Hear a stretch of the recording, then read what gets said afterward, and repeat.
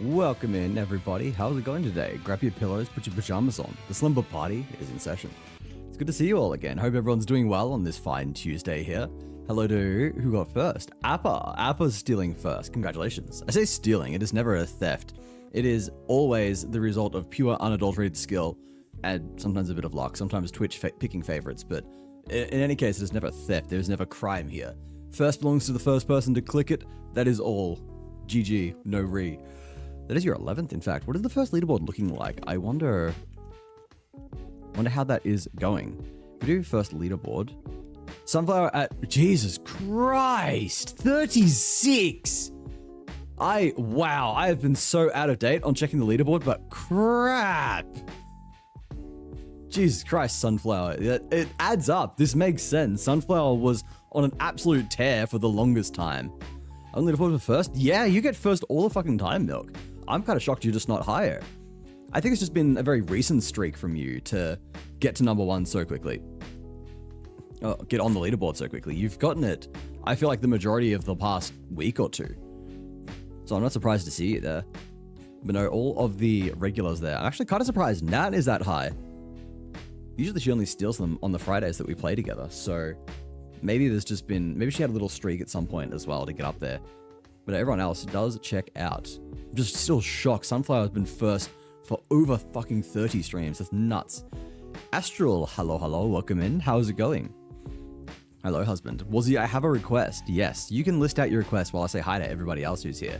Who else has gotten their daily naps? And reminder, guys, if you're here, if you're lurking, if you've even said hi in chat, but you haven't redeemed your first, there's your chance to get on the list of people I say hello to. Just in case I miss, because I will occasionally miss people who have said hi in chat who have not yet redeemed their daily lurk. Their daily nap. We have Milk, of course. We've said hi to Milk already. Samurai, Mori, Necron, Issa, Neko, Serial, Mod Mom, Gemini, Vani, Astral, and Grass. Oh my god, Grass, long time no see. Wow, incredible. What are you doing here? Fancy seeing you in my stream. Fancy seeing you in my house, in my Discord, typing out on my keyboard. Typing it at a whopping 1 word per minute or something like that. It was quite funny, in fact. Let us see what is going on. And Beanman 694. We've got Beanman the sequel here. What? Wait, what the hell? I am so what? When the fuck did I VIP Beanman 69? Oh, no, never mind. I'm silly. I'm getting Bean confused with Grass, I think. The number at the end. Bean's always been 694, haven't you, Bean? Yeah, you have always been 694. I'm just having a mental breakdown. I'm just going schizo. Do not mind me. I remember that we had Beanman 693 and Beanman 695, and just sometimes I get completely fucking tripped up by the fact you have like 2 alts with different numbers on either side, and it is just awful. My brain can barely handle the fact that people have any numbers at the end of their names, let alone having more. Speaking of awful people with evil numbers at the end of their names. Hi, Rev. How's it going? I hate it. It's awful. Your keyboard fucking sucks. It is beautiful. It is wonderful. Do not say mean things about my son. It is amazing. I totally got confused instantly because of the fact that buttons are not where they should be. The buttons are exactly where they should be. I would argue that every other keyboard has them in the wrong place. It is not my fault, it's the fault of every other keyboard for putting them in less ergonomic locations. Backspace makes sense where I've put it, for example. I like it. I can't even remember where it is on a normal keyboard. But it's just on the left-hand side, I can just reach it with my pinky. It is very simple. It's a great, fantastic spot for a backspace. And then equal sign being where it is really good for programming. Space and enter is just logical. There's a couple keys I could definitely swap up a little bit, but other than that, it is like 95% incredible, perfect, even. Imagine having a number at the end of your name. Yeah, imagine having a number like Z. Yeah, let that one sink in. It is the last number, the last letter of the English alphabet. The 28th, are there 28 letters? The 28th letter of the English alphabet. Therefore, it like broadly represents the number 28. First night in new house, cold as shit. But I make a bomb-ass bed. It's like I'm on a gray cloud. I don't know how you can make a bomb-ass bed. Did you assemble it yourself? Is that what you have done? Z is objectively the best number, so true. So true. If you have a problem, then, I don't know, you're just wrong. There'll be people out here, you know, just like, actually, that's not a number. And they're just haters. If someone says that Z is not a number, they're a hater, and you should tell them as such. Call them out. Do not let them get away with their gaslighting bullshit. Don't play Smash with Warzy. Yeah, I kind of beat Grass's ass. Grass came over for a couple hours. We played a little bit of Smash, and we had some fun games. I got a kill with Snake's box at one point. That was pretty funny. I think that was the highlight. Yeah, I forgot how much I love Smash. I do hope that if we get a version on the Nintendo Switch too, it's actually going to have decent netcode. I want to play decent netcode and no input lag. Like, please make it actually feel good to play competitively. I know I am a filthy sweat, and according to some people, working really hard to win at a party game, but it brings me joy. That is all that matters. That is all that matters. Hello, Serial. Alu, Vani. I'm catching back up on chat. I have a primeval urge to flex. Can I send you some cool Spider-Man tech I did? Absolutely. You may do that. Hell, why don't you even post it in the Discord if you so please? I thought you can chuck it in art or chuck it in pictures. Either way. You can put it anywhere you would like if you would like to show it off. We have these things for bragging purposes after all. To brag, to show off, to let everyone know what you have done. I think that is very valid. And I stopped sweating for first for a good while. I just hate being cock-blocked by Twitch. It is understandable. You were at least here before I even started stream, so that counts for something, at least. I don't know how I could ever actually program something to reward you for that, but I don't know. Maybe one day I'll figure it out. Anyway, I sleep. Goodbye. Oh my fucking god. Rev going to sleep before midnight is actually wild. Goodbye, Reverie. I hope you sleep well. What? How? What are we doing? What? How? What do you mean? What? How? I want to play SSBU now. It is great. It is a great game. Aside from, I guess, like the input delay and aside from the bad netcode, the gameplay itself is so much fun. I love my funny Donkey Kong man, my funny big ape. He do go brr. So I think Nintendo is known for such precise network coding. I'm sure that dream of yours will work out great. Yes, absolutely. If any company is known for being up to date with technology, not lagging behind the times, and absolutely contributing the best possible to the user experience in terms of brand new technology and networking, absolutely Nintendo. There I have flexed. Good job, Necron. Good job, Milk. I'll check that out soon. I'm getting stressed over here in DK. Less than 2 months till the wedding now. Yo, your wedding. I didn't know you actually had it coming up. You may have mentioned this before, but as it has been well established, I have a goldfish memory. But congratulations, I'm very, very happy. I was in awe how you got the box kill. What was it? I think I interrupted, like Grass was coming, I was at the edge, right? Grass missed me with an attack. I dropped the box, I was in a box, he went over me, and I hit him with the box, and I think that then caused him to buffer a aerial dodge that then led to his death because he couldn't recover. It was something like that. I was laughing too hard to actually figure out what happened. I was trying to initially just interrupt a recovery with it because I thought that would be funny, but I never managed to get that. Who was Grass? Screw you. Who were you, Grass? Who were you playing at the time? I can't even remember.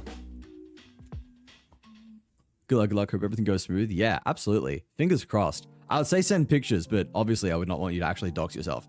We will be thinking about you, and I cannot wait to have, you know, Mr. Hyena and Mrs. Necron. Is that how this works? I'm sure this is how it works. I think I was Captain Falcon. Yeah, that adds up, actually.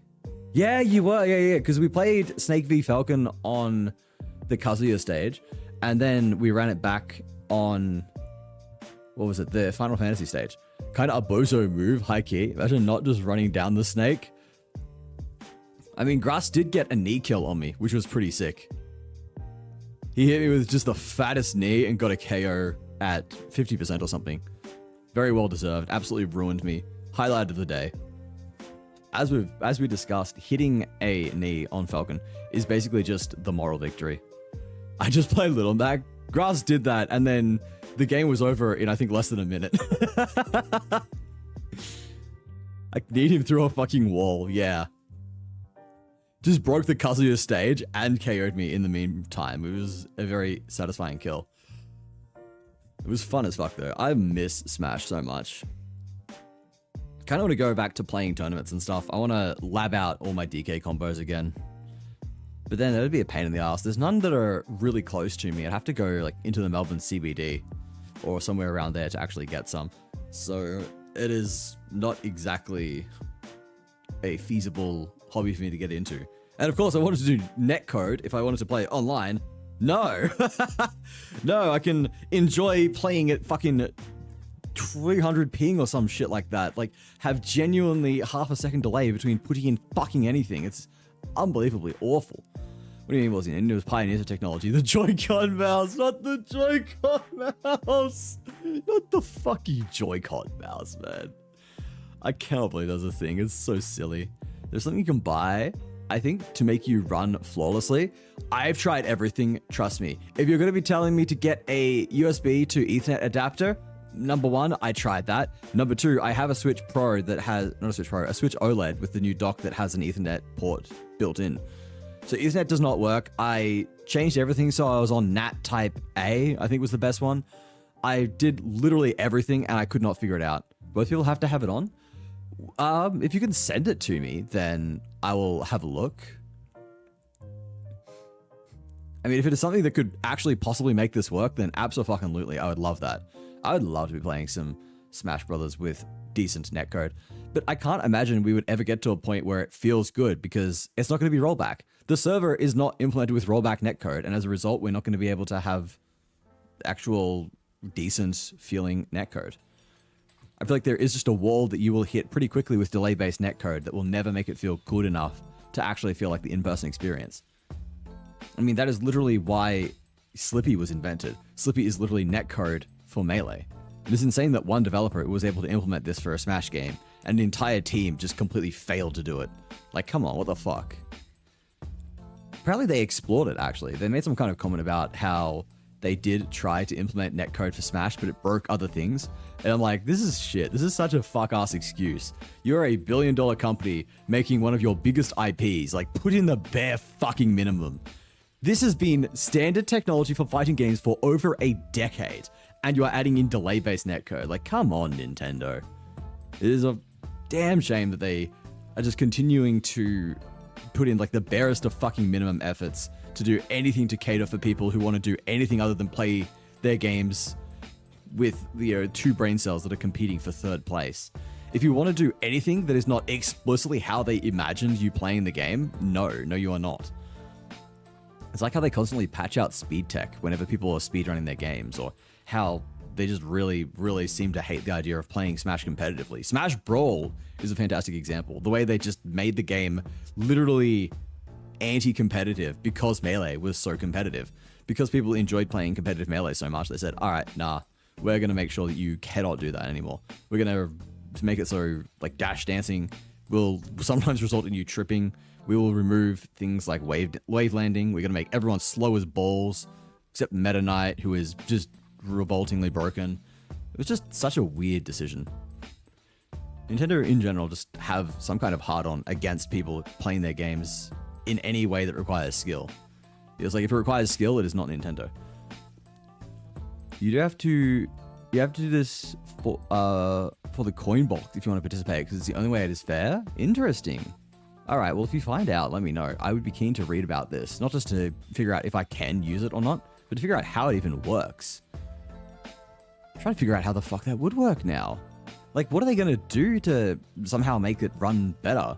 You can't change the code on the game itself or the server to run on different netcode. You can't make it delay based. So, what the fuck do you do?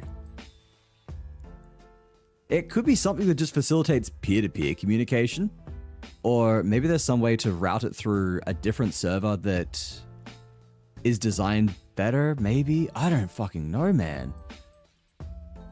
Like, I could theoretically imagine if you used like a custom DNS server and someone reverse engineered the server code, they could maybe do something on the server or make a server implementation that is like faster and more efficient, but it would still require game changes. to enable rollbacks, so I do not know.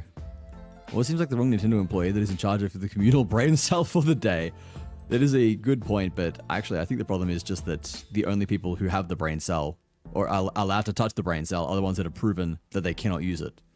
You have to pass a strenuous interview process, even worse than the one that I have been going through. Even worse than the 7 interviews I've been through for this one company, who did not get back to me today, unfortunately. I know some people have been waiting on that, waiting to see if I actually do get the job or not, and I unfortunately didn't hear back. They will get back to me whether it is good or bad news, so that is probably going to be tomorrow.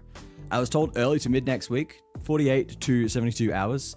So not hearing back today means that kind of becomes tomorrow. Because otherwise, yeah, well, I don't know. Fingers crossed indeed. I'm hoping. Oh my god, I was literally listening to music today. I was cleaning the house, listening to music as I usually do, and at one point the music just stopped. And my heart immediately stopped along with it because I thought I was getting a call. That's one of the only times my music actually stops, is when I am getting an incoming phone call. So my heart freezes. I scrambled to remember where I put my phone. It was on the bench behind me. I grab it, look at it. Oh no, the music just stopped because I tilted my head in a way that made the headphones think that they were being put down. So it just auto paused.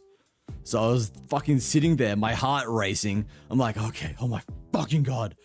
I've just got this anxiety washing over me. So I have to fully just sit down for a minute, properly process that, get back to a regular heartbeat that is somewhere less than 400 beats per minute, and then just get back to cleaning. Creeper? Aw, man. Hey, Robo, how's it going? Nah, it was an unfortunate event there, but hopefully I hear back tomorrow. It seems very likely, so my eyes will be glued to my phone all fucking day. I literally have anxiety thinking about it right now, so it's a good thing I'm with you guys. It's a good thing I'll be playing some Path of Exile to take my mind off it, and hopefully I can fucking sleep tonight. Sleep tonight and probably wake up really, really early tomorrow, just because I do not want to miss a single phone call, because they can call anytime during business hours. They could call as early as 9 a.m. and I do not normally wake up at 9 a.m. So I'm gonna probably finish stream. Well, I aim to finish stream on time tonight, and then try and go to sleep early. Force myself to wake up at 9 a.m. and just spend the entire 8 hours of that workday staring at my phone until I get a call. Aw, man. To be back in the mind. Wait. Oh, I see. Necron, you said, oh man. And then Robo said Creeper. I thought Robo just came in to drop Creeper out of nowhere. I'm like, I suppose that is half of your name. But we just got it back around the wrong way. Got any allergy pills laying around? Antihistamine is a good way. Is good at making you eepy.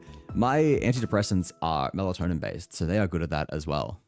That is something that can help me get by, fortunately. So we back in the mine, got our pickaxe swinging from side to side, side to side. This task got girl in one, hope to find some diamonds tonight, night, diamonds tonight. Man, that brings back memories. That was released back when I was in my Minecraft phase. I am showing my fucking age here. Like, that was a thing when I was playing Minecraft. When it was, I think it was in beta when that happened. It wasn't even full release. I could be wrong about that last bit, but Jesus Christ, that was a long time ago. I will have to do 20 push-ups before bed to burn energy. Oh, will have to. I will have to, you're saying. I might, honestly. I might see I need to do some exercise, but I'm kind of worried that that is going to just wake me up more. We'll see how we go. I'll do whatever the fuck I need to just get it out of my system. Revenge is my religion, so I get defensive of it. It is a good song. It is back when Minecraft was not cringe. Back when Minecraft parodies were actually very cool. Well, you missed it, but don't worry. You guys will get wedding pics. Woo! Oh my god, I get a face reveal of my husband. This is insane. I finally get to see my husband after all these years. I miss the fucking Minecraft songs. No, I miss Minecraft songs too. Back when it was cool. Back when there's like the barrier that defines Minecraft songs that are cool to listen to, and Minecraft, or just Minecraft content that was cool, and Minecraft content that is cringe, is somewhere between after I stopped playing and now. Because at some point it stopped being cool in my mind. maybe that is just me though. Maybe I need to reinvent my views and accept that sometimes it is kind of cool. Sometimes it's kind of cool to like things even after they have become mainstream. Man, I've become the very hipster that I made fun of when I was a teenager. It's crazy how just everything changes as you get older. All the things you used to hate or think were cringe and silly, you sort of do a 180 on. And sometimes the things that you thought were cool become cringe. That is where I'm at now. I used to, like, for example, think that not sloths, what am I saying? I used to think VTubers were cringe. I used to think they were really silly, and I was not a big fan of them at all. And now look at me, I'm a fucking VTuber. Hi, Mom. Please hold the disappointment. No, my mom thinks it is very cool what I do. Our opinion, for real? It wasn't our opinion. I am open about that. I would not be here as a VTuber if I still thought VTubers were silly. I mean, I guess I think VTubers can be silly, but that is more a case of sometimes my friends who are VTubers are silly, rather than VTubing in general is silly. But hey, Sean, how's it going? Was he Kumalotta? Was he Hakuna Matata? Fallen Kingdom 07. Was he Camelotta? Man, you guys are going to turn me into the new Cavus. You're going to be taking my name and making just the most random shit out of it. Oh, Camelot would be a great name for Cavus, actually. I should add that to the list. I'm doing that now. Camelot. I fucking love coming up with the dumbest names for Cavus. She was streaming the other day, and everyone in her stream that she was streaming with, all the people co-hosting, were all just coming up with the newest dumbass names for her. Hello, Sloth. Oh my god, it's Carter. It's my man, Carter. How's it going? It's good to see you again. Think so, Arthur came a lot. You also have to get the name. That is true. He came from a time when your last name was defined by your actions. Like Smith, for example, the most common English last name, has likely got its roots in people who were either like blacksmiths or people who worked with blacksmiths.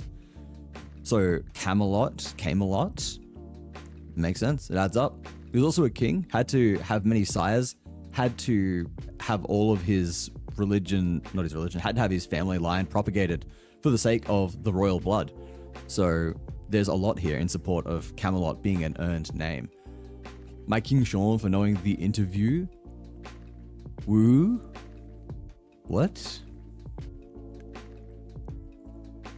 Is this a reference, in fact? Am I missing a reference to a movie or something?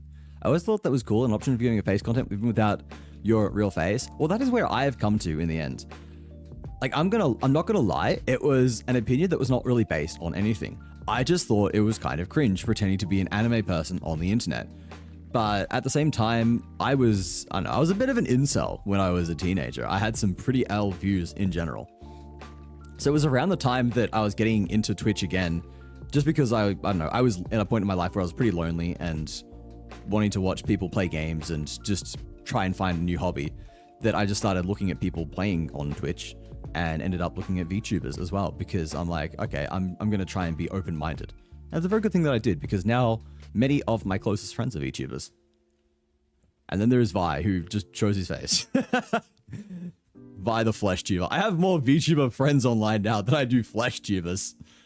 More of my friends hide their faces and pretend to be anime people or different animals than there are people who are just outright showing their face. So very much done a 180 on my opinions. Speaking of doing a 180 on my opinions, I think I have mentioned this on the stream before and taken the L for it.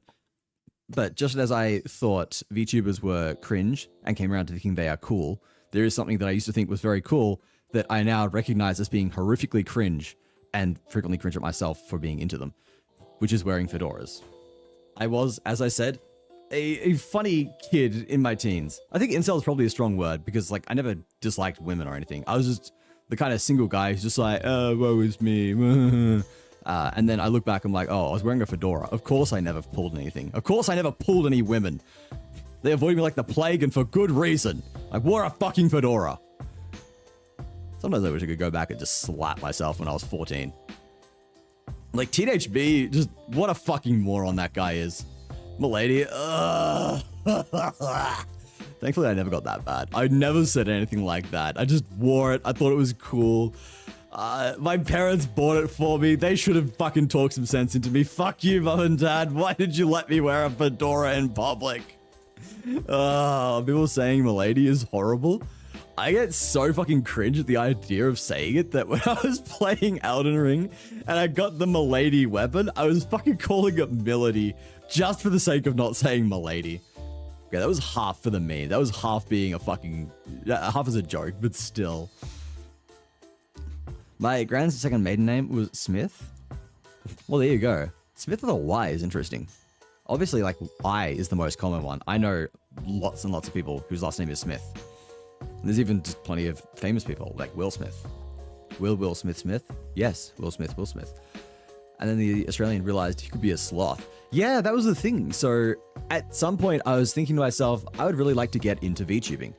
I want to get into streaming. I like the idea of streaming. I think it would be fun. But the problem is, I don't want to show my face because I am very self-conscious. And I like the anonymity and just sort of the mystery that comes with being a VTuber. But at the same time, I was not finding anything that I felt really spoke to me. I'd seen a lot of male VTubers, and I don't know if it was just the people I was seeing or if it was just the way it was at the time, but the vast majority of male VTubers were leaning towards either being just like generic hunks or twinks. And in either case, they were just being generically sort of attractive guys. And I'm thinking to myself, I don't vibe with this. This doesn't feel like me. This is not the kind of thing that I would want to be my identity. So I'm thinking on it. I'm thinking really, really long. And eventually I think to myself, oh, wait, I fucking love sloths. Like, I love sloths. I have been wearing sloth merchandise and literally making them my profile picture on Facebook for years. Why do I not just have a fucking sloth VTuber? And then after I solidified that idea, I eventually found the Avatar Cam project, which is what powers my model now. And I commissioned them, and the rest is history. Now I've landed here. I'm going to legally change my last name to Of Camelot to be cooler. That is fucking baller. Abso-fucking-lutely do that. And then the Australian realized he could be a sloth. Yeah, Carter of Camelot is kind of baller. For real. My parents gave me a last name for a first name, but I can make it work. People saying Milady is horrible, unless it's ironically like I do, but that's Milady and Milord. Yeah, it's one of those things that used to be cool and is now cringe. It was like when swag was a thing. People were like, I got swag. Back when I was a teen, that was very big. And I'm thinking to myself, this used to be cool. It used to be cool to be a pirate and be like, yar, I got myself a bag of swag. I be pulling all of the swag and selling it at me local black market auction. A fedora is not great for pulling girls. I'm shook. Shook, I say. I know. I was, as a teenager, just not understanding. I thought I was a dapper young fella wearing my fedora and leather jacket together at the same time. Because, you know, why not? Not only are they definitely just not stylish, they are probably on their own quite cringe. The leather jacket, leather jacket can be pulled off, I think is the thing. But not by me. The leather jacket, if it can be pulled off, which, you know, it probably could by someone sufficiently hot and muscled and tall, was just not the thing on a 14-year-old, especially when it was, like, oversized. It was comfy, at least. Wazzy, you are freaking handsome. You have not even seen me, Astral. I don't think so. I've never done a face reveal for you, have I? I'm like 85% sure I have not, unless someone sneaked you a photo of me. But I'm pretty sure anyone who has seen my face is not the kind of person who would actually leak that. There are not many. Fedoras are cool if you're in the Italian mafia, an archaeological explorer, or a 50s G-man. What is the emoji for cereal? What is the little O guy with triangle hands? They still look funny. But no, I think anything is cool if you're in the Italian mafia by virtue of being in the Italian mafia. Because if someone tells you it is not cool, then I think everybody else will change their mind, and that person may mysteriously stop ever having anything to say about you ever again. There's a good reason for Smith being a common name. Back when your last name was often your profession, Smiths would survive long enough to have kids, you know, because they were busy making weapons instead of dying in wars. The way you phrase that is so fucking funny. Gee, Smith, how come you have so many Smiths? I wasn't out there getting myself fucking killed in the wars, you dumb cunt. I still say swag. Swag YOLO. YOLO swag money. Also, I use my lady and my lord because I feel like a little old English peasant boy sometimes. Please, my lady, may I have a copper? May I have a copper from my lord? There is someone who does both at the same time in my class, and it's like, uh-oh, brother. Yeah, we all gotta go through that sometimes. Some of us later than others. I'm just glad that, I was gonna say like I aged out of that part of my autism. That part of my autism was just beaten out of me. Not literally, thankfully. I never physically had my teeth kicked in, but I was just like, at some point in my life, I realized. I think it was when it became a meme on the internet to make fun of incels wearing fedoras. And I was like, oh, this is no longer cool. Maybe this was never cool, in fact. More wood, me lord. Please, I've been out there all day chopping down them trees. Just need a bit of copper so I can get myself some gruel. He sits with the women, so it's like, what? Much better? Wait, there's no way he's actually pulling, is he? There's no way he is actually having women who sit with him willingly. Or is he just the kind of guy who inserts in between two women? It's just like, hello, ladies. I don't mind if I mosey on in here. Stronghold is one of my favorite RTSs. I have never heard of Stronghold. No, it just kind of inserts. I was saying that to Sean, the much better. Yeah, I figured. Oh no, you're saying. Oh no, I see. I get it now. Yeah, you're saying much better to Sean. I confuse myself sometimes. Crusader Definitive Edition releases in June. I've never heard of this, but apparently everybody else here has. Now, I don't play too many RTS. Used to be a bit of a fan of the Age of Empires series. But that was when I was much younger, so I never actually got into it competitively. Actually, I don't know if this counts as RTS, but if we are going to be just yapping for a minute, I may as well bring this up. Give me a second here. Let's go screen capture. Sometimes this crashes my stream, so if I disappear, I'll be back in like 30 seconds. Where is it? Where is my Zen? Here we go. Boom. Has anyone heard of this game, Majesty? This game is a fucking banger.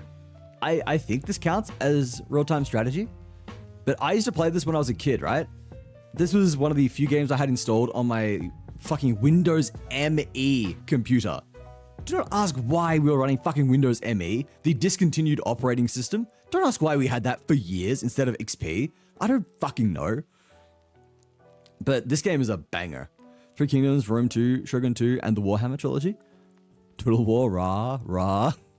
Milk is excited about his RTS. No, this game is so fucking good. If you've never played this, it frequently goes on sale for really cheap. Like full price, it is $14.50.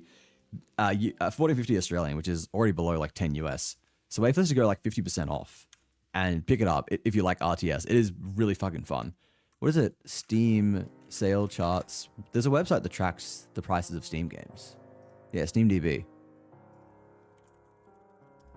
What does this drop down to? What is the lowest this has ever been? You can see exactly how much you would be paying to get this. Joe, welcome in. How's it going? Yeah, oh my fucking god. It sometimes goes 80% off. $3 Australian to get this game is just insane. No, it's a very, very fun game that I highly recommend checking out if you are interested in RTS at all. It's very unique because you don't control your units. The idea is that your units will control themselves. They wander around the map, exploring and stuff. Different units are good at different things. You can encourage them by placing bounties around the map. You have to find ways to manage like their strength. So you can like upgrade your blacksmith so that they can get new weapons and armor, but then they need money.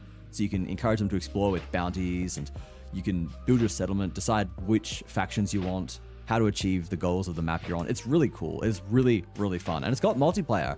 They actually updated it, I think a couple of years back, despite the fact that the gold edition was released like 20 years ago. They updated it so that it actually supports peer-to-peer multiplayer, or not peer-to-peer, it supports multiplayer through Steam. They added support for Steam multiplayer, which is really fucking cool. But anyway, this game is so much fun. It has got so much personality. All the characters have, all like the champions you can get, they have unique voice lines and personalities, and it is just It's really unique and really fun, and it goes on sale for like $1.50 to $2 US. You're basically not even losing money. You're losing money not buying it. In fact, Stellaris, I've heard good things about Stellaris. I looked at playing it at one point, but I knew that if I wanted to get into that, the amount I would have to learn, the sheer overwhelming information I would need to get anywhere near good at that is just, yeah, not going to happen. Path of Exile 2 today, it will be Path of Exile 2 once I'm done yapping. I just wanted to take a moment to talk about one of my favorite games. Okay, probably not one of my favorite games. A game that is near and dear to me. A game from my childhood, because we were talking about RTS. And I'm like, this probably counts as RTS. And it's one of the only RTS games I've ever played. Was it I will learn fully in depth about Stellaris and then inject it into your brain. I wanted to look at getting into Civ as well. I actually started a very long while ago learning how to play Civ 5. I was getting into it for a little bit, and then this was before I was medicated for ADHD, so I gave up very quickly. As it typically goes, or as it typically went, anytime I was getting into a hobby that required a lot of information, knowledge, and time, I very, very, very rarely invested into it. Also, hello, Vi. Welcome in. How's it going? Gladius Relics of War. Yeah, we do a little bit of yapping. A little bit of yapping as a treat. Hey, yeah, Jonas, how's it going? What is Stellaris? It's a 4X strategy. Is it 4X strategy? It is some kind of RTS game. It does look very fun. Yeah, that or Civ. I want to get into Civ, really. Apparently Civ 6 is really bad, so maybe get into Civ 5. Wait, is Civ 6 the latest one, or is Civ 7? Is it? No, Civ 7 is the latest one, right? Yeah, 7 is the latest one. So it was Civ 6 that I was getting into. Yeah, that is it. I completely lost track of which ones were released when. Ash, welcome in. How you going? Good to see you again. I have heard bad things. Yeah, apparently it was just early access. It was rushed. It's unpolished. People are not happy with the state of it. And yeah. Wait. I'm waiting. I have risen. You have risen and you are black. Is there a correlation here? We will have to see. Wazzy, I am buying you Stronghold Crusader Definitive Edition when it releases. You need to experience the RTS Golden Age. Necron, please, I will not play that. I am giving you a full warning. Look, guys, stop buying the games. Please, I have so many games in my fucking Steam that I am not playing. There are so many Steam games that I have been just not getting around to because I don't have the fucking time. I don't have the time to play any of these games that you guys are asking me to. I just somehow closed Path of Exile that was already open. Don't ask how I managed to close Path of Exile when I wasn't even on it, but I'm just talented like that. That's fine. We can pretend that I opened it up after starting stream. What was I gonna do? I was gonna go over to my Steam actually. We're gonna screen share Steam. I could probably almost screen share. No, I can't screen share my entire screen because I've got my chat over there. Unless I got rid of it. Maybe I could do that. Maybe that would be easier than just swapping every single time. Where is Steam? Give me a second here, guys. I'm fucking terrible at this. No, that's my stream overlay. That is stream, not Steam. I am blind. Okay, you know what? Fuck it. We hide my chat overlay and I just share the screen. That is easier. If I go through here, can I sort by like acquired? Can I sort it by the games that I have gotten recently? I don't think so. Unless someone knows how. But there are so many games here that that people have either gifted to me or asked me to play that I've just not gotten around to. Fuck, there's so many games that I've bought and then just never really played. Like Last Epoch. I bought this after I got burnt by Diablo 4. And I'm like, oh, everyone says this is good. I would maybe try Last Epoch. I've never gotten around to that. Maybe if I get really bored of PoE 2 and still feel the ARPG itch, I might try this out. What else is there? What else have I bought? Muck is something I've wanted to play. Moon Hunters. I might play this with Rev one day because I got this on a really steep discount because I know she plays it and we were vaguely talking about potentially playing it one day. Sunflower has gifted me multiple things. In fact, Sunflower has gifted me, what was it? Tokyo Ghoul DLC for Dead by Daylight, and she's also gifted me Cult of the Lamb, which is something I do plan to play in the near future. I'd like to play that on stream someday because it is a very fun stream game. What else is there? There's a bunch of things here. There are a bunch of things here. You gotta trust me, guys. There's a bunch of games that I have been gifted that people have wanted me to play that I have simply not played. It's bad. Please tell me you know why Civ 6 is good. It's so funny. I do not know. Why is it milk? What is funny about it? Sleepy, gotta take Ethan to work so I can have the car today. I don't care, Sloth. I just don't want you wasting your money, Necron. Please don't waste your money. Lizzie, do you have plate up? I do have plate up. It is terrible to play overseas though. I tried playing this with Lemon once. Lemon and Nat, and it was fucking awful. We could not play this at all. I don't know if it was just something to do with one of our computers or if it was some kind of temporary issue, but we could not play together. It was so bad. It was genuinely unplayable. Closed with pure skill. I just glared at it and it closed. It just crashed under my almighty presence. Yippee car? If not, you should get it. It's on sale. No, yeah, we got it. Play Risk of Rain 2. You probably did see that there, didn't you? We need to add Elden Ring to the list. I've played Elden Ring, Tyken. I've played a little bit of Elden Ring. Just a teeny bit. I played through the entire DLC on stream, and I've done my soul level, my rune level 1 run. Or some of my rune level 1 run from the base game on stream. And then I did all of rune level 1 for the DLC on stream as well. That was one of my best achievements, in fact, beating RL1 Radahn on stream. RL1 PCR on stream. That was very fun. So you know Luigi Mangione, my coach? Oh, I'm worried about talking about him because I know that can get you in trouble. And hello, Justin and Spa. How are you guys doing today? It's good to see you both. Hopefully you can eat some more. Another 4 to 5 hours, I hope. I am ashamed to admit, I still haven't played Elden Ring myself. Elden Ring is based. Elden Ring is so fucking good, man. One of my top 6 or 7. No, Risk of Rain 2. I do have Risk of Rain 2. I have Risk of Rain 2. I did not get into this game that much. I'm gonna be real. I wanted to get into this. I really, really tried to get into this, but it just didn't vibe with me. I don't know. I could not enjoy Risk of Rain 2 as much as everyone said. Yes, I can say it is a good game. I see why it is a good game, but I think it's just not my genre. Like, yeah, it is a roguelike, but the moment-to-moment gameplay is just in general not something I particularly vibe with. Whether and tested and fixed. Okay, but still. Oh yeah, I have heard of that. I have heard that fact, yeah. Yeah, I gotta go back into Civ 6 to support my boy. Do you have Monster Hunter World? What is that game? I've never heard of that game before. What is the Monster Hunter World? What is the world where you hunt monsters like? Bro, just play Wilds. Oh, you're gonna make Justin crash out. Wilds doesn't work for me, actually. I was about to boot it up and show you guys, but it literally will fucking crash my computer. Wilds, the new Wilds patch fucked me on Linux. There is apparently a fix. Who posted it? I think Gemini posted it in my Discord. I need to get this up and bookmark it, in fact, so I don't lose it again. I'll make sure to use the old D storage. I wonder if that's going to cause issues with performance. Is that going to undo all the performance gains? That'd make me sad if so. I wonder if they'll fix it in Proton, actually.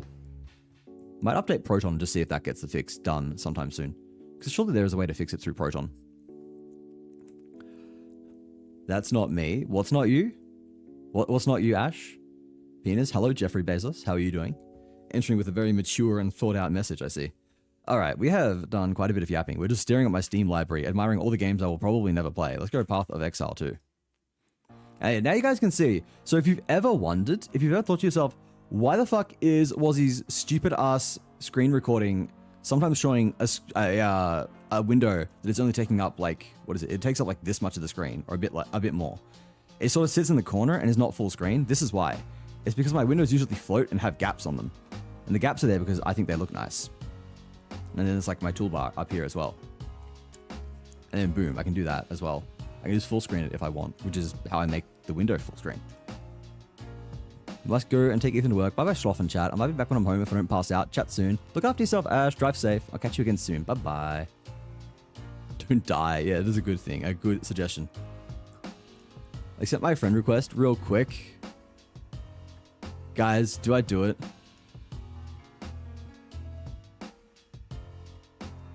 Do I do this, guys? One's in chat if I accept the friend request, two's if I reject. Up to you guys.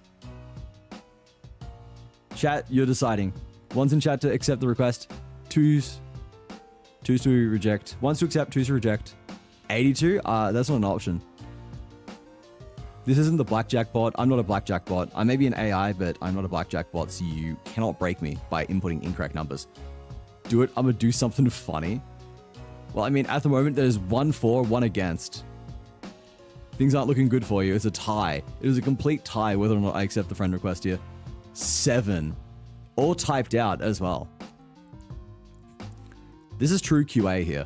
True QA, we're trying 2, that's a valid number. Try 1, that's a valid number. Try 82, that's an integer, but it is invalid. We're trying 7, which is a valid number, but it is in word form and therefore invalid.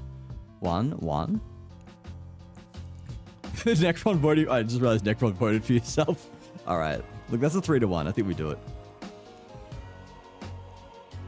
Oh, your panda's catching up on me. Hold up. Here's level 44. I'm level 50. I'm level 51. So he's 7 behind me. He's in Act 3. I mean, I can tell by Apex of Filth. Astral getting to 21 as well. On the grind. Oh yeah, speaking of Stellaris, one of my friends is literally playing Stellaris right now. There you go. That's Wayrin. Wayrin's cool. Sometimes he comes in here. He's one of my IRL friends. What is everyone else playing? I don't know who half these people are. I'm not sure who you are, Orange Juice, but good luck in Halo. Perry? I know this guy. This is a funny story, this guy. So the first time I was playing Monster Hunter World on stream, I didn't know what the fuck I was doing. Booted up the game for the very first time, spammed through all of the settings, and didn't realize that I had enabled voice chat on. I also didn't realize that when you join a lobby, when you start in Monster Hunter World, you can get put into a random lobby with random people.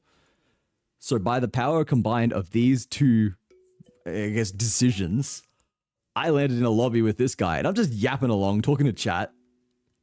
And someone in my chat is just like, Wazzy, you have voice chat on. I'm like, what?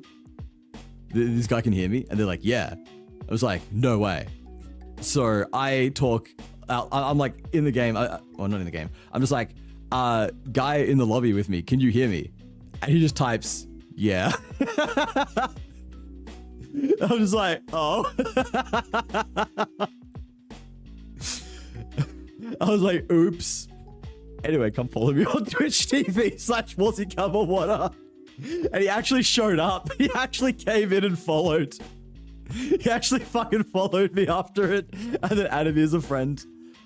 Necron! Fucking knew you'd do this, but still. Do I want to know how much this was? Do I want to know how much this was? That has happened to me before. But did you plug yourself and get a free viewer out of it? I bet you didn't. Fucking nerd. Oh my god, Necron! The classic RTS with upgraded visuals, multi gameplay, Steam multiplayer, and a new campaign. Oh my god, a new campaign. Alright. I wasn't streaming at the time. That is a poor excuse. Was he cancel stream? You're playing Stronghold! Oh my fucking god. Look at this Stronghold, what the hell? I'm sorry guys, it's available for Windows. It's not on Linux. There's no way I can play it. Oh, how unfortunate. What is Proton? I do not know what this Proton is. Isn't that part of an atom? I sunk so many hours into it as a kid. I feel that. It was like Age of Empires and Majesty were the only RTS games I played as a kid. And Command & Conquer Red Alert, the couple of times I was at my friend's house and we were allowed to use the computer and we played Red Alert. That game seemed kind of cool as well. Do I want to know how much this was? Oh, okay, that's not bad. That's not bad then. You were saying it like just came out or something. I thought you were saying it just came out, and I'm like, oh, wait, this came out ages ago. It didn't just come out at all. I thought it was like a brand new release game or something, and I'm like crying at the thought of how much it would be. Try it at some point. It doesn't have to be on stream, but it is a classic RTS. I might, if I want to get into RTS. I don't know how I feel about RTS games. I like strategy in general. Like, you'll see how much I like card games, for example. But RTS sort of combines the fast-paced thinking is something I am not particularly good at. I tend to do a lot better when I have time to think about my decisions. And even better when it is in a game where I'm given time to like prepare beforehand. I think that's what I like the most about card games and things like Path of Exile. It's one of the reasons why I suck at fighting games really bad. Gwent. Oh man, that is a standalone game now, isn't it? I was about to say I might have to play that sometime. I might have to play that sometime whenever I get back to Witcher 3. But as anyone who's been here for any amount of time knows, last time I played Witcher 3, it crashed my computer. It literally, I like to say that Witcher 3 broke my computer entirely. It broke my SSD. But no, it was my SSD crashing out while I was playing Witcher 3. I'm pretty sure. You can slow down the gameplay speed in Stronghold, so if you need, you can play at a snail's pace. Okay, maybe. I feel like Kingdom 2 Crowns. I've never even heard of that, unfortunately. Literally duel me, Gwent. Maybe one day. Maybe one day I will duel you in Gwent. But in any case, today we are back to me trying to arrange my inventory in a way that is not going to give me a fucking headache. Nah, it is Path of Exile again, as usual. As you may expect. I fucking love my Path of Exile, man. It should be a known fact at this point. What was I doing here? Yeah, that's what I was doing. Wait, that won't work. I've been fucking around a little bit off stream. What do you mean? What do you mean I'm already using it?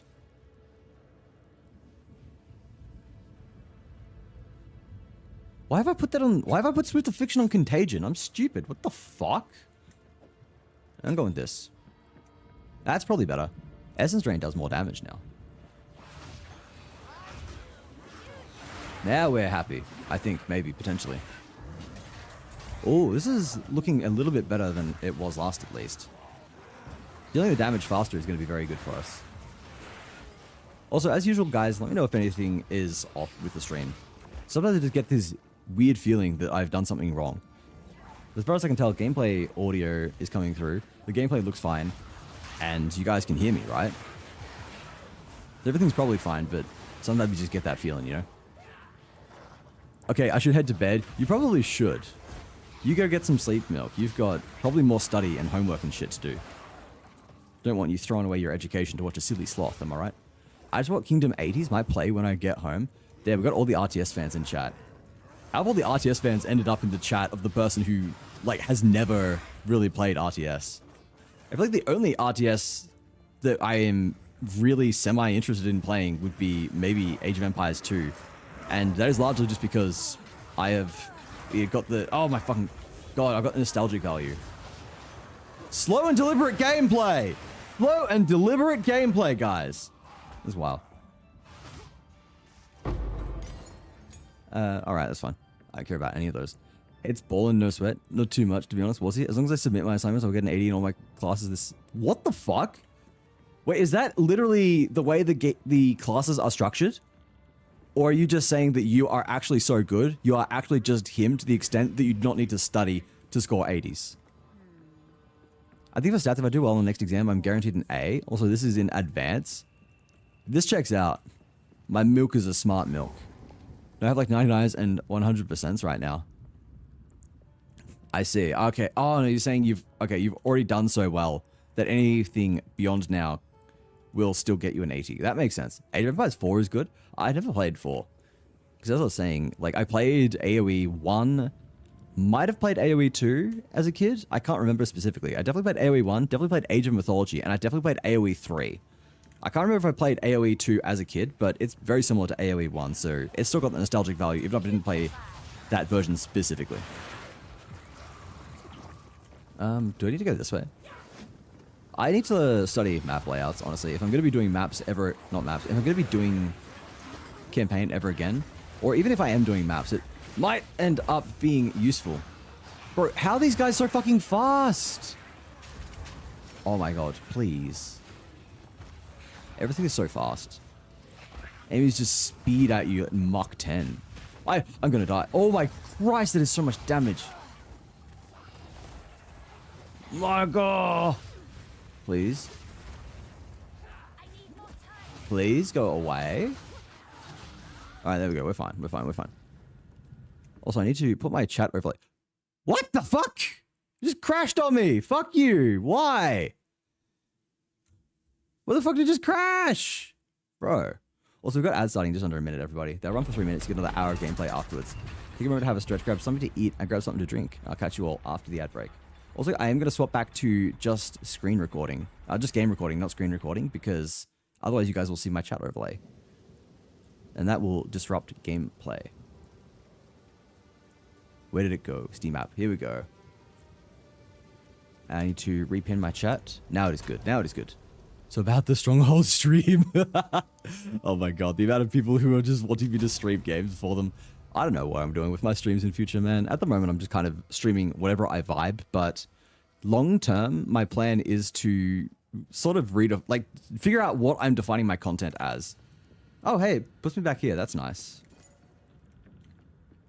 I know I mentioned this quite a lot lately, but I feel like it's just a good idea to set expectations for you guys and also just vaguely communicate ideas so you can give feedback. But I want to find something that is going to help me build an audience more. Because I really care about growing with streaming, right? I really want this to be something big, and I want to get to a stage where this can be something like a full-time job. And to get there, it is going to be necessary, I think, to really get a better brand, figure out what my content's going to be, figure out how I'm going to bring in new people, and I think having content that is, if not entirely unique, then at the very least more concise and appealing than just variety streamer plays game of the week is going to be necessary. I know someone. I know many someones, in fact, Spa. Who is the someone you know?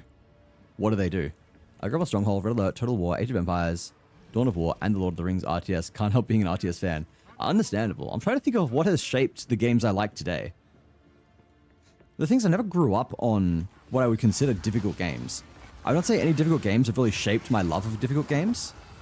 So the fact that I really enjoy games like Dark Souls or even Monster Hunter has been less shaped by what I grew up with as a kid and more just the fact that I like to challenge myself, I guess. My earliest memories of playing games are actually playing educational games on my MS-DOS computer. Oh my god, go away. All the way back in the day, I used to play, what was it even called? It was this weird game weird DOS game where you were like fighting aliens that were trying to steal numbers and letters. There were different games for the letters and the numbers. It was actually a banger. I learned a lot. I loved that game. That plus Numbers Up, or Numbers Up was a banger.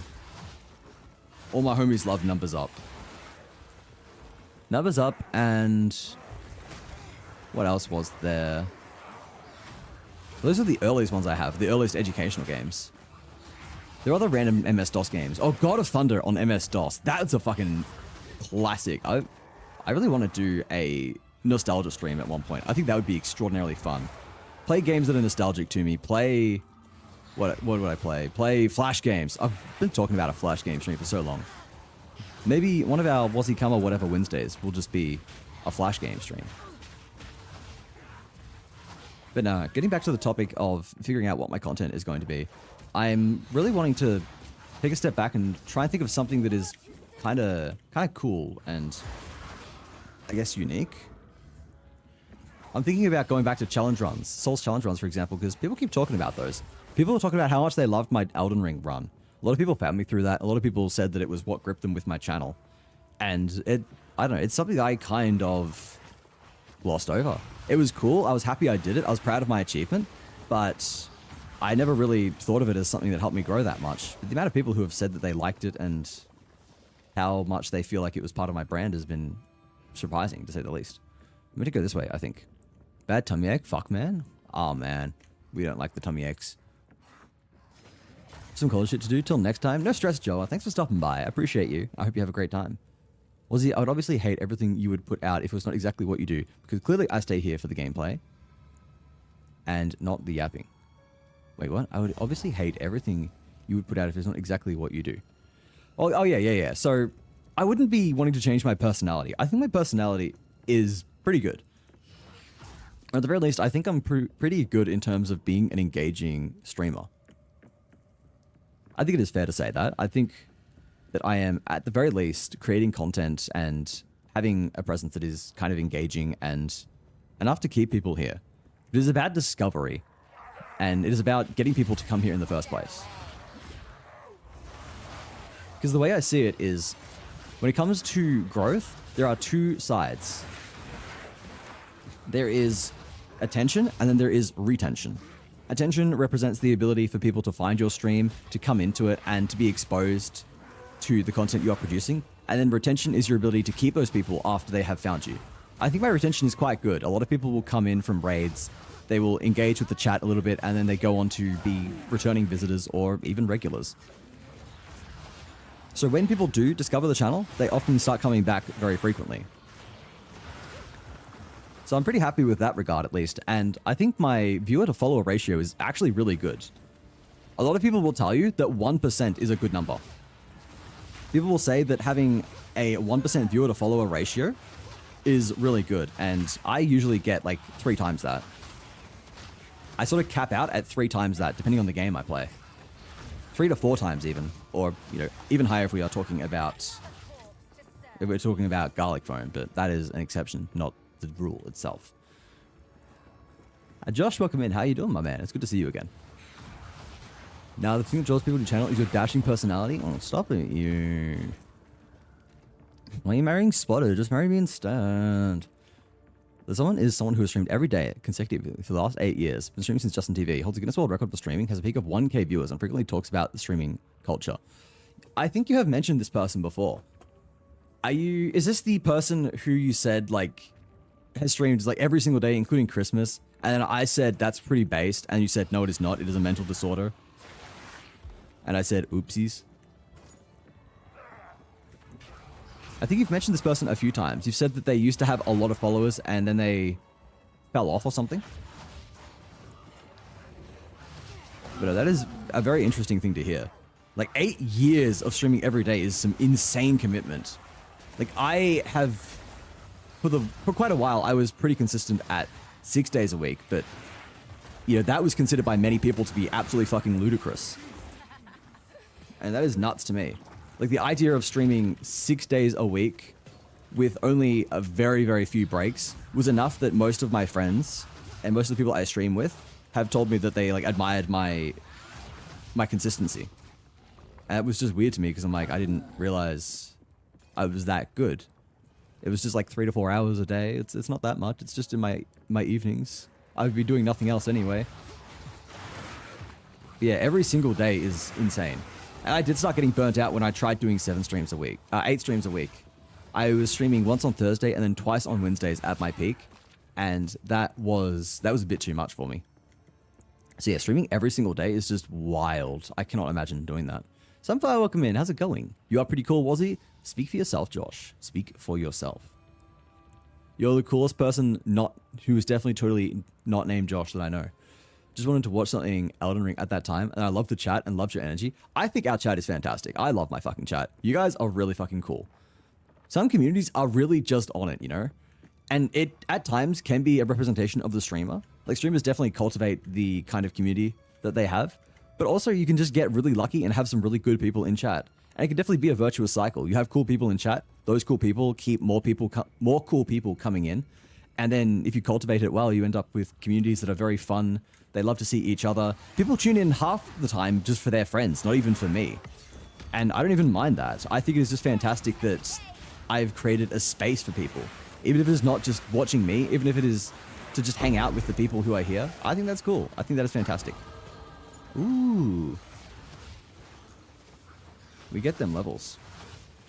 Alright, you guys can die now. Let me get my strongbox loot, which is quite literally nothing. Oh, you know, I got an Arcanist's etcher. That's kind of worth picking up. I know it just improves the quality of the skill, but I feel like it's kind of alright otherwise. I might at some point be using one skills. I've got a couple of build craft ideas in mind that I'd like to try out that involve one spills. So we'll see where that goes. Justin TV, I actually own Twitch, guys. Has my name on it. Damn. Make me partner, Justin. Come on. Get everyone to go to my stream. Redirect the homepage of justin.tv to go to twitch.tv/WazzyCumberWater. Holy frick, it's Sunflower. Hi, Sunflower. Can't say, but I do my daily. I love you, Wazzy. You are amazing, wonderful. Hi, chat. Love you all. Have an amazing stream. We love you too, Sunflower. I hope you have a great day doing whatever it is you are doing. I'll catch you again sometime soon. Bye-bye. I miss you. Your chat low-key carried. That's why I hate League. You get a League community. That is so fucking real. I think it can be a little bit of a problem in DBD as well. If I had been exclusively playing DBD, I think my chat would probably be significantly worse than it is now.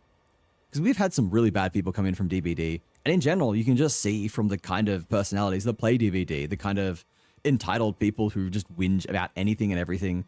It is very controversial. It is a very problematic community at times. So I think it is quite lucky that during the time I was playing DBD, I already had a very established, very good community. So a lot of the people who came in saw that community and either didn't stick around because they realized I'm not the kind of person who is going to just like whinge about everything, or they stuck around and ended up being pretty cool because the rest of the community was cool. So if it was you flatter me too much, man, I haven't even gotten onto my mods. I love my mods. Thank you for the cheese, Justin. Like every single person that I've made a mod is someone I think is representative of my community. We have genuinely just some of the nicest and loveliest and most talented people here. We've got people like Cereal and Sunflower and Grass who are not only active chatters, but really cool people in the community, great streamers in their own rights. They are funny, they are charismatic, they are talented, and they facilitate an incredible community for themselves as well as mine. And then we've got people like Sean, who is, you know, the mod of Twitch. He is twitch.tv/moderator. He is that link, like the living embodiment. Knows so much, so helpful, so resourceful. Very, very appreciative. Like I actually feel lucky to have someone like Sean, because I'm like, if I ever have a fucking question or a problem, I can go to Sean. Sean will know the answer. Sean knows everything, and I appreciate that so much. And then there are many, many other people that I have forgotten as well. I mean, we've literally got Nat as a mod, and I continually talk about how Nat inspired me to stream in the first place. And I would say, like, she has really shaped what I wanted to be as a streamer. I always liked her chat, I liked her vibe, I liked her personality, and I liked her, everything, like her engagement with the community as well. I always thought that she was just really good at engaging with chat, really good at having a very clean stream that was scuff-free. It was simple, but it was engaging because it was very, very polished. So I always thought to myself that I would like to have that as one of my goals as well. I spent 6 hours yesterday uncropping a video for a VTuber friend. Christ, that's insane. A lot of DVD people I watch are just horror fans. That's really strange, because DVD is, I mean, like, maybe not strange. Strange is the wrong word. Because DVD is technically a horror game. It markets itself as an asymmetric horror game. It can at times be horror, and of course it does have all the crossovers with other horror genres, and that especially is, I guess, a big thing that draws in horror fans. But it doesn't feel horror-y. Maybe it was in the start. Like, it definitely was intended to be at the start. But modern DVD is not. I think most people would agree on that. It is horror maybe for the first few hours as you learn the game, as you try to figure out what the fuck you're doing. Oh, ouchies. But after that, no, it's not. After that, it is not. But it still is just attractive to people who like horror. Whether it is for the crossovers, whether it is just for the general atmospheric vibe, which is fair, I guess. People just like it. Alright. Chat, we got to bully a furry again. And you know what? This time I think he deserves it. He brought this one on himself. Stop dodging my... Oh, he dodged out and then back into my curse. Ah, eat shit. Open the cage.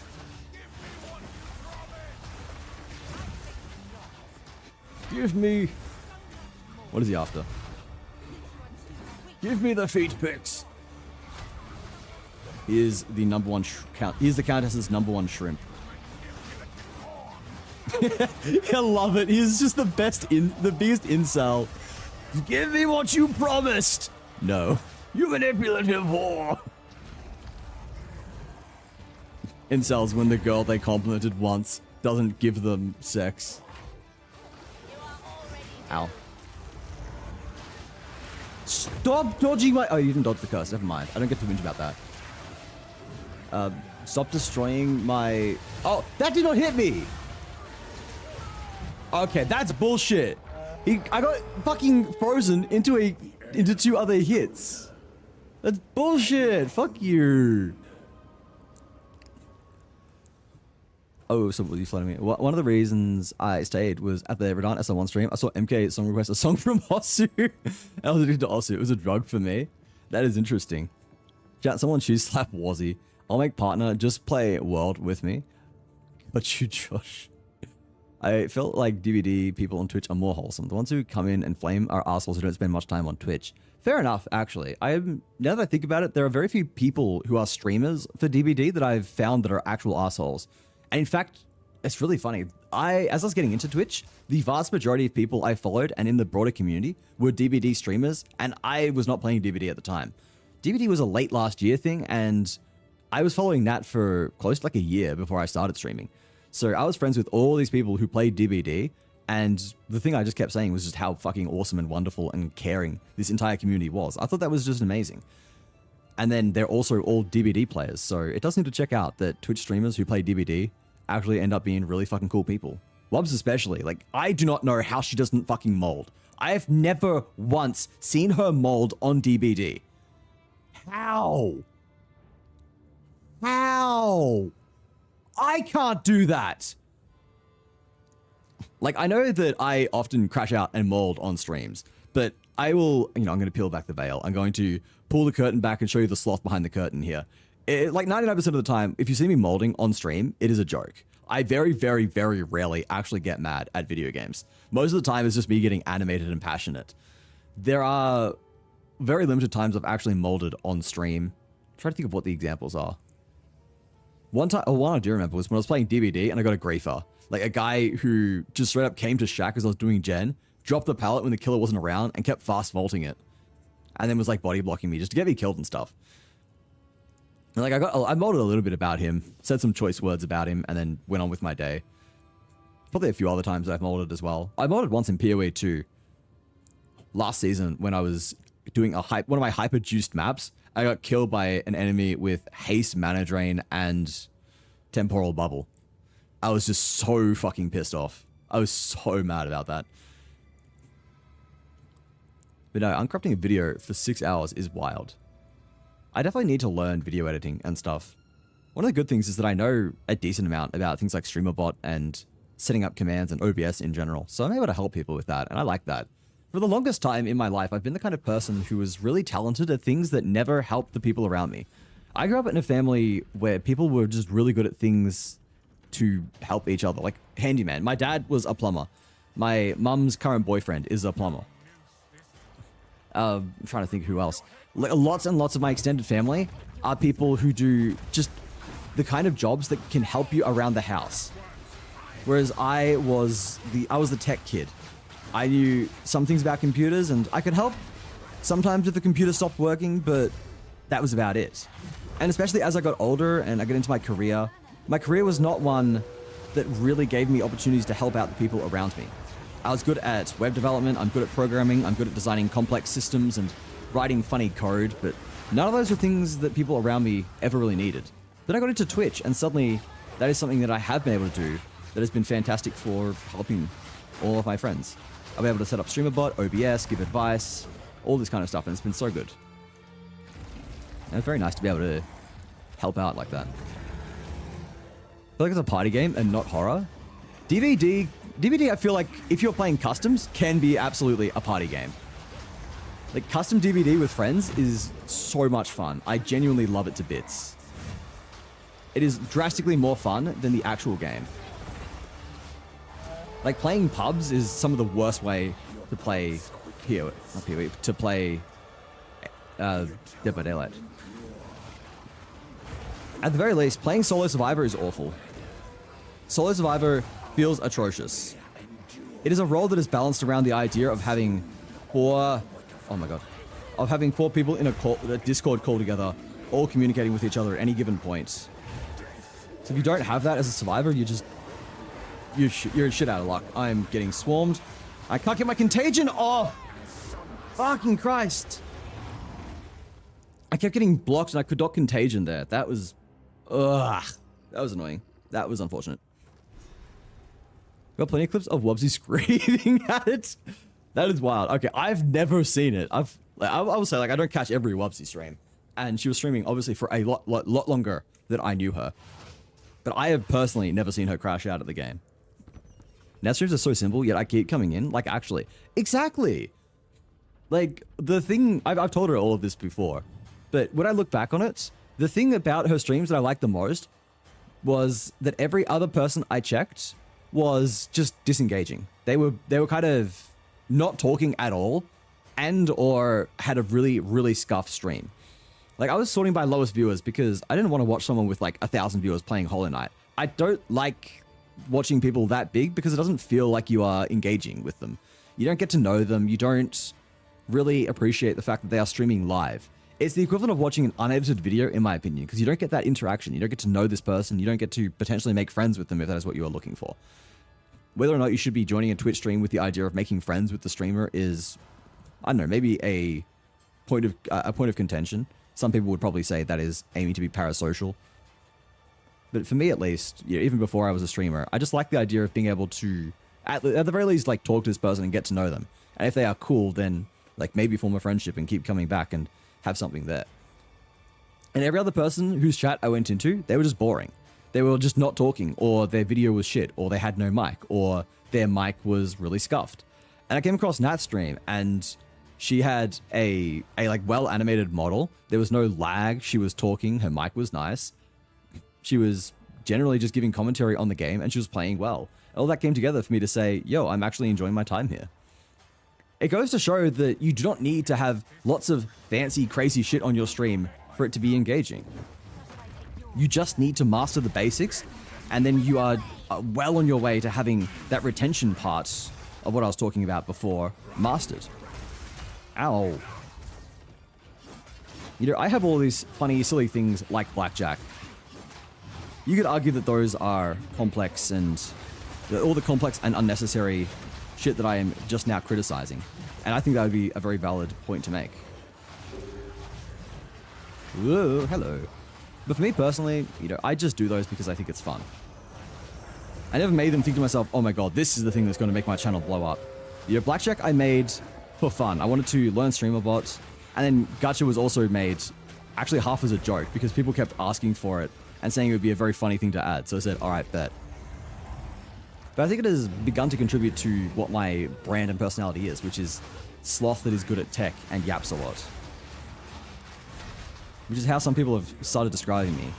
Like, that is sort of what Astral's command for me in his chat describes me as. I think that's kind of nice. I think that's a good identity to have because those are all things that I think are important to me and my identity. I like to yap, I'm good at tech.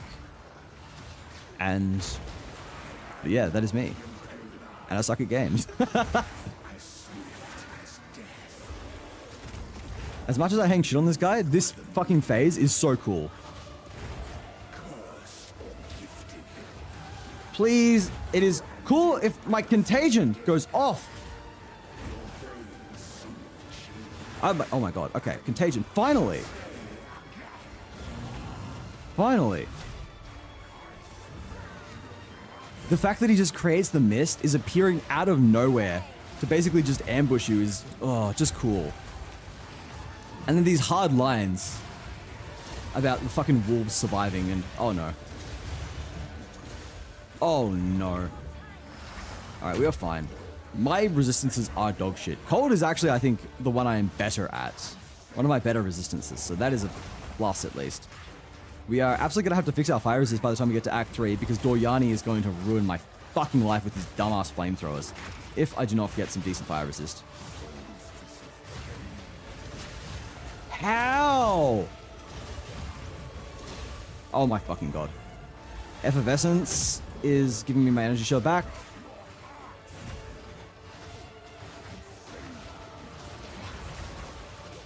Alright, here we go. Bro, listen to these fucking hard voice lines. Hang on, actually, oh god, I can't go through options while he's doing this. I want to put subtitles on.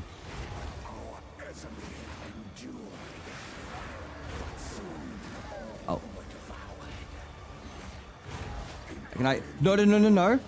Please. Why is fucking my... Okay. I do not understand why, for the love of God, I cannot apparently... Ugh. Oop. I apparently just cannot get my contagion to go off during that phase. I keep forgetting that move as a follow-up. Oh. Oh, no. No, no, no, no! I hate the freeze, man. I hate freeze. I hate freeze. They're big for a reason. Sometimes the streamer is good enough on its own. It's rare, but that's not a slight against anyone. Honestly, yeah. Like, it is an objective fact that 99.99% of people are never going to make it big as a streamer. Hitting it big is extraordinarily rare. It takes... A lot of people say luck. I don't know if I agree with luck. It takes a lot of skill, a lot of talent, a lot of hard work and dedication. And all these very, very rarely come together in a person. Maybe luck plays a little bit of a part. Like, if you can connect with the right people, if you can get the right guidance and mentoring, I think that would be huge. The more I think about it, the more I feel like that is something that I am missing a lot of. You can't fool me. Sloth Blackjack was made to give us all a crippling gambling addiction that we keep coming back for. Maybe, perhaps. This fight looks cool. Every fucking boss fight in this game is badass as fuck. There is a lot of criticism you can level towards Path of Exile 2, but their boss fights are actually fucking peak. They are just genuinely god tier Dark Souls level fights. And I think they really, really represent how the vision of this game can get so fucking good. Attacks are well telegraphed, very thematic, very flavorful. The boss fights are tense and engaging. They are fucking cool as hell. Oh my god, I really like these boss fights a lot. It is so much fun. Oh. As much as I am completely shit at them. Oh, no thank you. Alright, buddy. You summon your little wolves, that's fine. I kill them, and they actually give me free charges. So thank you very much. Alright, phase 2. Come on, boy. Good boy. Phase 2, good boy. Editing videos can... as fatalities. My first time playing DVD was hard because I was playing solo. Yeah, don't. Do not play Survivor solo. In fact, I would say do not play D&D at first without playing with a group of friends who will teach you whatever your role is. If you're playing Survivor, just make sure you're playing in a 5-stack custom game with people who can teach you the basics of the game, because the tutorial does a shit job. And if you're playing Killer, same deal applies. You want to be playing with people who can just teach you basics about being Killer. Fucking, Poor Umbrella PTSD, the amount of times that fucking pillar has smashed my face in. Bro, not even the pillar, his roll! The fucking roll of that guy is just insane. They had to nerf it multiple times because it would one-shot you and had no telegraph. It was so crazy. Like, I would be actually mad about it if it wasn't so fucking funny how dumb it was. The amount of fucking hardcores that must have killed is... Okay, I dislike that move. It has a very poor telegraph on the AoE. The attacks look like they should not hit you, but they do. Alright. Alright. Oh. Oh my god, I rolled into that. I'm dead now. Effervescence. Is it called Effervescence? No, it's Convalescence. Why did I think it was Effervescence? There's a skill called Effervescence, I think, that I was looking at. And they both had ents at the end. Effervescence, Convalescence. I don't know. Oh, no, no, no, no, no. Okay. Man, it's crazy to think that the first time I fought this guy, all the way back in Act 1, I ruined him so hard that he did not even get to do this. I killed him so quickly that he didn't even use his fucking stupid Toho move. Oh my god, Contagion, please, I beg you. Thank you. Oh. Yeah, I gotta stay away from those guys because they fucking explode and ruin my life. Here we go. Yeah, use this. This is an easy attack to deal with. I get lots of free DPS. Look at that free DPS. Alright. Dodge that. Hit you with Curse. Nice. Alright. Alright, buddy. Let's go here. Oop. Oh, we are looking okay. This is probably it.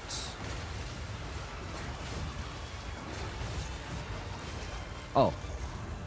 This is probably it, I say, as I immediately get hit by an attack that nearly freezes me. There we go, nice. Such a fucking cool fight, man. There's some luck, but yeah, pulling it all on luck diminishes a lot of people's effort. Yeah, because what I often think about is what kind of luck would be so impactful that it is the single thing that makes or breaks your career. There are obviously examples. There are some things that could feasibly happen that would be just very lucky, that would suddenly make you go from being someone with like 10 viewers to having hundreds or thousands of viewers. Like if you ever got raided by someone with, I don't know, like 10,000 viewers. If for some reason you're streaming with 10 viewers and someone with 10,000 viewers decides to just raid you, there's a good chance that if your stream is well put together, that is going to catapult you to success. Just by sheer nature. If 1% of those people stick around, then you have just, 10x your viewership. Or alternatively, if you make good content and one of your clips just takes off, that could be it as well. So there's definitely some examples there, but the way I look at it is calling it luck kind of makes it feel like it is completely and utterly out of your control. The way I like to phrase it is there's a difference between pure luck and I guess like managed luck, maybe a way to call it. I don't know exactly how to call it. But if you think about it like this, let's say on any given day, you have a 10% chance to be raided by someone new. If you stream once a week, that means on average, it is going to take 10 weeks before someone brand new raids you and you get a chance to beat some new community members. But if you stream 5 times a week, suddenly you're going to get someone brand new, twice a week. This is just a bit of a contrived example, but it's an example of how if you are doing things right, if you're giving yourself the maximum opportunity to be exposed to something lucky, then inevitably it will happen. It's kind of like, let's use Pokemon. Let's use Pokemon as an example. Maybe this will speak to more people. In Pokemon, there is a 1 in 24 chance of being crit in the latest generations. Getting crit is pure chance. Every single turn, you have very little control over it. Aside from moves that will like increase your crit chance or whatever, the average move, 1 in 24 chance. You could say that it is pure luck if you get crit. Maybe your Pokemon will only die to a crit, so you say, oh, I got crit, that's bullshit, that was lucky. But how long did that Pokemon sit on the field? How many attacks did that Pokemon take? Did you get crit by the first attack that it got hit by? If so, yeah, that is definitely just pure luck. That's shit. RIP, you didn't deserve that. If you stayed out there for 24 turns and then you get crit, that was inevitably going to happen. That was an inevitability. Every single time that player rolled the dice was an opportunity to crit and get what they wanted. Inevitably, it will happen. And I think that is largely how it goes in streaming as well. By streaming more, you've got more chances for people to come find you. By having good content that is polished and attractive to new viewers, you have content that is more likely to retain those viewers. Saying it's just luck, or saying that luck plays a big part in it, I think does sort of undersell that kind of angle. I'm really struggling to phrase it. I hope I've come across well. Sometimes I have ideas in my head and I really do not know how to convey them properly, but at the very least, I think that is a decent enough attempt by me to explain it. Okay, I need to actually identify my items, figure out what to keep, what to sell, empty my inventory, and then we move on to Act 2.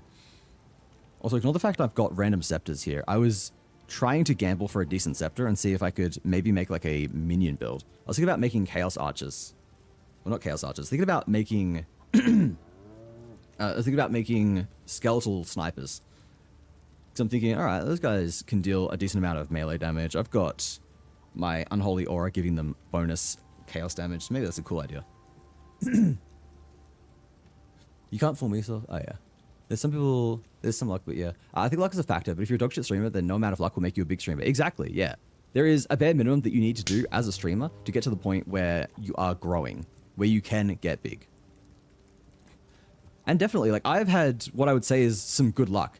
I've had some partners or people who are borderline partner who either frequently raid me or, you know, on occasion will give me shout outs or attention or direct their community to me. And that has helped hugely.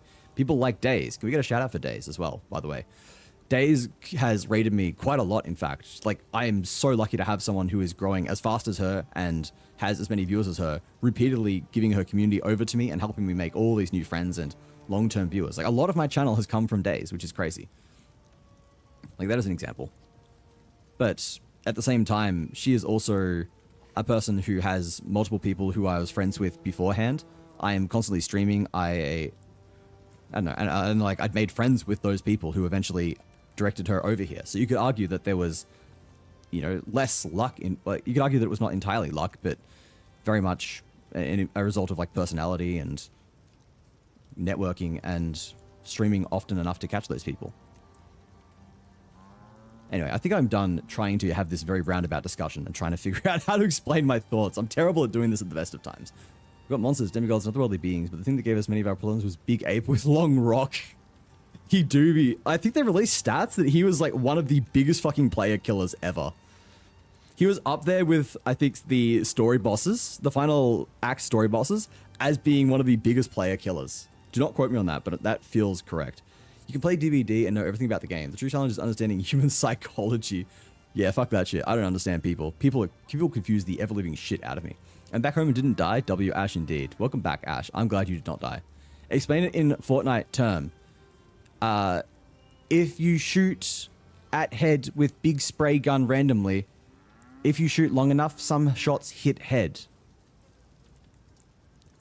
But if you only fire one shot with high spread gun towards head, it likely miss. You get it. Last night I had a buzzball and it was the blue one, and people told me, and I told people I was drinking a big pot, and some just didn't get it. I do not get that at all.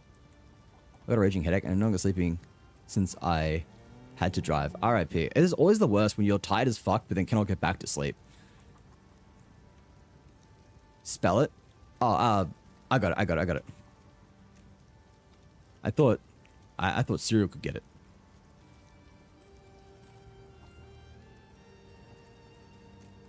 There we go. Shout out to Days. W Days. Sure, that's such a disappointment. We should riot. Wait, what's a disappointment? Why are we disappointed? Was he didn't get my reference, Serial? No, I did not. I hate to tell you. If it's a movie reference, I probably do not get it. I never get my movie references, right? Do not quote movies to me, please. I will get them. I will not get them. I don't watch movies. Necron, I'm stealing your wife tonight. All right, Mod Mum, you still spotted. I'm stealing Necron. We are fantastic. This is a win-win for both of us. Even trade. I make up for my lack of accuracy with volume of bullets. Exactly. Exactly. That is an example of controlled luck. You can say that if you just fire one shot with a high spread gun, it probably won't hit the target. But if you fire 10,000 shots, one of them is probably going to. Anyway, we were going to look over the items that we got, because there are a couple here that could potentially be decent. That's garbage. Wow, how do we roll 3 fucking stats here that are completely useless to us? Dex, accuracy, and lightning. I mean, at least these had... This gives 17 energy shield. That's so bad. Alright, I got an idea. Not you. Shut up. Shut up. Shut up. I haven't even done your side quest because I don't give a fuck about King of the Mist. I think he just gives me a spirit gem in this act. Yeah, because the final spirit upgrade that we can get is from the Child Eater in Act 3. The Eater of Children. That was her previous name. She got her name changed. I don't know why, but it was really funny. The patch notes were literally like... Yeah, we changed her name from Eater of Children to the Bog Witch. She still eats children. I sent you a big pot. Alright, a big pot. Oh, you have a new PNG. Why you got a new Discord picture? Big pot in Fortnite. It gives 50 gold. Ah, I was drinking a blue buzzball that looked exactly like this. Aha, I see. See, I did not know the alcohol nor the Fortnite reference, so I was so out of it. I was completely lost. Difficult to riot? Wait. We're gonna play Schedule 1?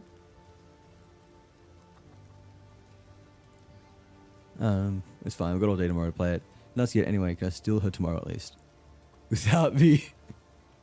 Who, me? I meant shield? Did I say shield? I don't know. I don't know what. Gives 50 shield?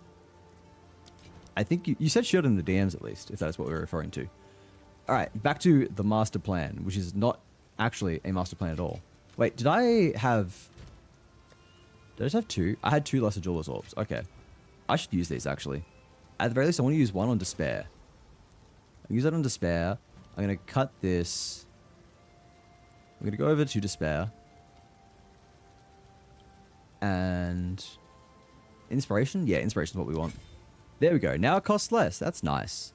How much does it cost now? It is 190 mana. Without this, it still says 190, but it would be 30% less. So that is like 19, 38, 57. So that's like 140 or 130-ish mana. That's not bad. And that is an improvement. Given it eats up so much of my goddamn mana bar. Actually, we can find out. Because it'll be multiplied by the fact we've got Decaying Hex and Heightened Curse. Which is really making it, like, hurt. It hurts our mana a lot. So this should bring it a little bit back under control. And we'll dump everything else in our stash. And then we just run. Look at this guy go. This little chimera. He'd be spinning. W spinning chimera. I do not need that. That is something I was fucking around with for a physical build. It's a surprise tool that will help us later. With a build that will probably not work, but I want to make work regardless. Man, I want to make my idea work. I want to have some kind of physical poison witch. I'm struggling so hard to make it work. Every time I think I have a plan, it falls apart. This is so hard. I keep thinking about all the ways I could combine physical and poison and chaos damage to deal really, really high chaos damage. And every single time, I come up blank. Because my ideas are like, okay, what if we use maybe one of the osteomancy, the bone spells? Okay, well, the only real good damaging bone spell is Bone Storm, and that has 20 projectiles. Because it has 20 projectiles, it actually is not good at inflicting poison at all, because each hit deals 1/20th of the move's total damage. So as a result, any poison hit is just going to be inflicted based on 1/20th of those, not the entire damage. So I'm like, all right, well, maybe I'll go for a like Hammer of the Gods or something. I'll go for a Giant's Blood build where I have really, really high attack damage from a two-handed weapon. And that's also cool because the health is good for Soulless Form to increase my mana regen. Okay, well, then if I want to inflict poison, all the good poison nodes... I can't type. All the good poison nodes are over this side of the tree. Like, look at this shit. It's like, there. So if I want to actually get poison nodes, I can't. I can't path over to get any of the good poison nodes. I could theoretically imbue an amulet with one, but... other than that, yeah, they're just not good. And yeah, I don't know. There's probably, maybe, possibly, kinda potential here. I'll figure it out. I will figure out some kind of way to do this. Maybe I do just path over here instead. Maybe I go for some kind of Dex hybrid, maybe. I go for a combo Dex plus, like, intelligence build and use a bow on a lich. It feels wrong, but I don't know. I've got a bone spell for you, Sean. Oh, not in public. I need to reopen husband applications again, apparently. I think Sean is on the shortlist. The Countess has escaped with the beast. Yes, we know. She took my beast. The Countess took my beast, if you know what I mean. Is there anything else we could be putting this last gem into? I kind of want to gem up Bone Storm. Do you know what? Bone Storm, put some funny shit in there and see if I can get it working. I discovered something funny about Bone Storm, actually. I was looking through PoE Ninja. I was looking at different people who were using Bone Storm at high level, because I was curious if anyone's made it work, if anyone's using it as their primary damage. And one of the guys was using, not Arcane Tempo, he was using, I'm going to go find it. I'll go to the fucking chest and then I'll show you what he was using. But he was using a very interesting gem. It was one that I saw and immediately looked over because the way I thought it worked was terrible. I thought to myself, oh, this is absolutely atrocious on Bone Storm because it is just not designed for it. Ah, yeah, she's talking about feminism. Go, Gothsy. You support feminism. We'll go to gems. It is something about the number of spells. Let me find it. Not Arcane Templar, not Magnified Effect. Yeah, Scattershot.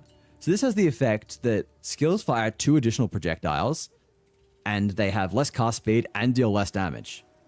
So I thought to myself, alright, well, that seems really fucking bad on my Bone Storm. Because Bone Storm's whole thing is that it can summon up to 20 projectiles. Like, look at that. Can fire up to 20 projectiles. So, okay, well, I don't want to have... Like, I don't want this to be on there then, because, like, that's just going to give 2 extra projectiles. That is like a 10% increase in damage, but I'm getting 35% less attack speed, 20% less attack speed, and 35% less damage. That adds up to be a lot. But the way it actually works is very different. So this is how long it takes me normally. That's how long it normally takes me to summon up all of my bone spears. But I think I have to take out something else because... Oh, wait, no, I've got enough decks. Somehow. How do I have enough decks for that? I didn't before. Anyway, now what happens... I put that on. You can see the DPS tooltip goes down, actually. I lose almost 50% of my DPS by equipping this, allegedly. But actually, look at this. Boom. It makes it faster to channel the entire thing by a drastic amount. I don't know if it's a bug or not, but like the DPS meter thinks that this is worse for me. Like, look at this. Look how long that takes. That takes about 3 seconds to channel the entire thing. This takes a second. So it is basically 3 times the damage, and I'm sacrificing a little bit, like maybe 50% damage. So overall, that's a massive improvement. I think that's very cool. So anyway, there's a little something I discovered. So if we ever do decide that we're going to try and make Bone Storm work, and I will try at least once to make Bone Storm work, that is definitely one of the things I could be doing to make that work. Barrage would be good to use with it too anyway. What does Barrage do? I don't know that off the top of my head. So if you use Bone Storm with Scattershot and Barrage, you can use Bone Storm, cast Bone Storm again with Cast on Crit.